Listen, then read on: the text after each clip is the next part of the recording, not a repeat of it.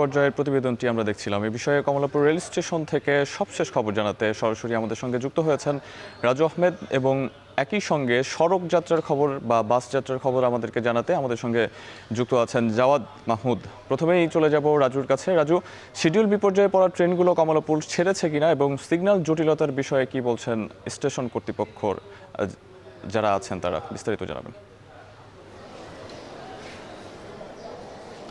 সাহা, প্রথমে জানিয়ে রাখি আমার হাতে এই মুহূর্তে যে তথ্যটি এসেছে এই তথ্য অনুযায়ী মোট 21টি ট্রেন কমলাপুর রেলওয়ে স্টেশন ছেড়ে গেছে। এর মধ্যে প্রত্যেকটি ট্রেনই পরিবর্তিত সময় গেছে, অর্থাৎ নির্ধারিত যে সময় ছিল সেই সময় যায়নি। অর্থাৎ সকাল 6টা ধূমকেতু থেকে শুরু করে দুপুর 12টা পর্যন্ত যে ট্রেনগুলো ছিল রাজশাহী কমিউটার ট্রেন, সেই ট্রেনগুলোর প্রত্যেকটি ট্রেনেই নির্ধারিত সময় যায়নি, পরিবর্তিত সময় গিয়েছে।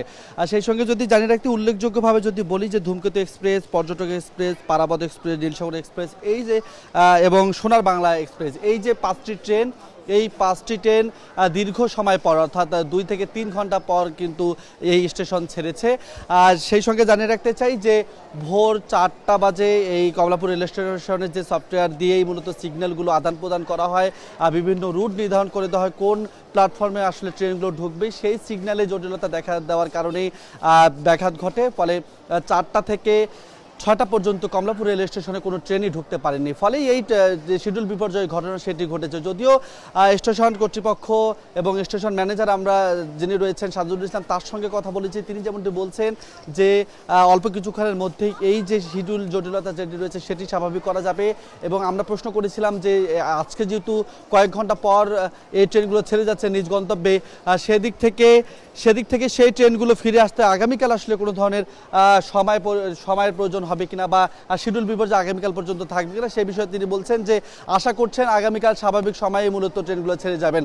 আমরা আরেকটু জানিয়ে রাখতে চাই যে আজকে যেহেতু ছুটির শেষ দিন, সেদিক থেকে কিন্তু বাড়ি থেকে ঢাকায় ফিরছে মানুষ এবং সেই খবর আরও জানবো বাস সড়ক পথে যারা আসছেন। সে মহাখালী বাস টার্মিনালে আমাদের সহকর্মী জাওয়াদ মাহমুদ রয়েছেন। জাওয়াদ, জানাবেন সড়ক পথে ঢাকায় ফিরছে মানুষ, তাদের অবস্থা কেমন, সড়ক পথে কোনো ভোগান্তির কথা তারা বলছেন কিনা? জাওয়াদ। ধন্যবাদ রাজু। আপনি যেমনটি রেলপথের খবর জানাচ্ছিলেন, সেখানে একটি শিডিউল বিপর্যয়ের কথা বলছিলেন এবং দুর্ভোগের একটি সংখ্যা কাটা হচ্ছে। সেই জায়গা থেকে সড়ক পথে আমরা এখন পর্যন্ত বেশ 2টি টার্মিনালে ঘুরেছি, বিশেষ করে সায়দাবাদ এবং এখন মহাখালী যেহেতু আছি, এখানে এই 2টি জায়গায় দেখেছি সে ধরনের কোনো যাত্রী ভোগান্তি বা আপনার রেলওয়ে যেটি হচ্ছে সেটি আসলে এগুলো দেখা যাচ্ছে না। এবং আরেকটি বিষয়, এই সড়ক পথে যেটি দেখছি বা বাস স্ট্যান্ডগুলোতে দেখছি মানুষ যেমন ফিরছে তেমনি কিন্তু আবার গ্রামের উদ্দেশ্যেও যাচ্ছে। বিশেষ করে যাত্রীরা যারা আসছে আমরা সেটি দেখছি যে যাত্রীরা যেহেতু তাদের সুবিধাজনক বিভিন্ন স্টপেজে নেমে যাওয়ার ফলে যে তারা যে মূল স্টপেজ অর্থাৎ যেটি বলছিলাম সায়দাবাদের কথা যদি বলি বা এখন মহাখালীর কথা যদি বলি, এখানে আসলে যাত্রী খুব কম সংখ্যক নামছে। কিন্তু বাসের যারা ড্রাইভার রয়েছেন, হেল্পার রয়েছেন, তারা বলছেন যে তাদের যে প্রত্যাশিত যাত্রী সেই যাত্রী তারা এখনও পাচ্ছেন না। সেটি হয়তো বা আগামী 2-3 দিনে এটি বৃদ্ধি পাবে এবং আজকে বিকাল বা রাত্রে নাগাদও যাত্রী সংখ্যা বৃদ্ধি হবে বলে তারা প্রত্যাশা করছেন বা তারা মনে করছেন।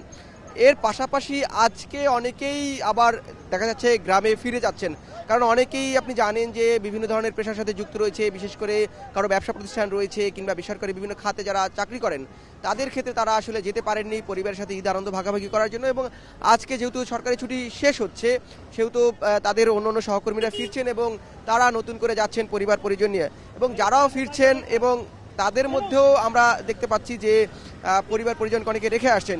এর কারণ হিসেবে আমরা সেটি সকালে সদরঘাট লঞ্চ টার্মিনাল থেকে দক্ষিণাঞ্চল মানুষের খবর জানাচ্ছিলাম এবং মহাখালী বিশেষ করে এখানে বৃহত্তর ময়মনসিংহ অঞ্চলের ময়মনসিংহ, নেত্রকোনা, শেরপুর, জামালপুর এই অঞ্চলের মানুষ মহাখালী এই বাস টার্মিনালটি ব্যবহার করে।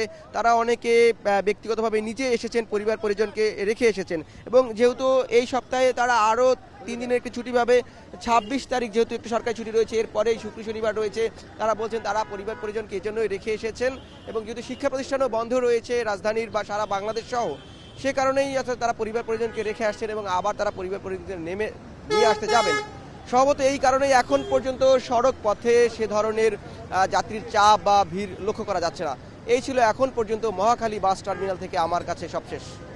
BRB Hospitals Limited.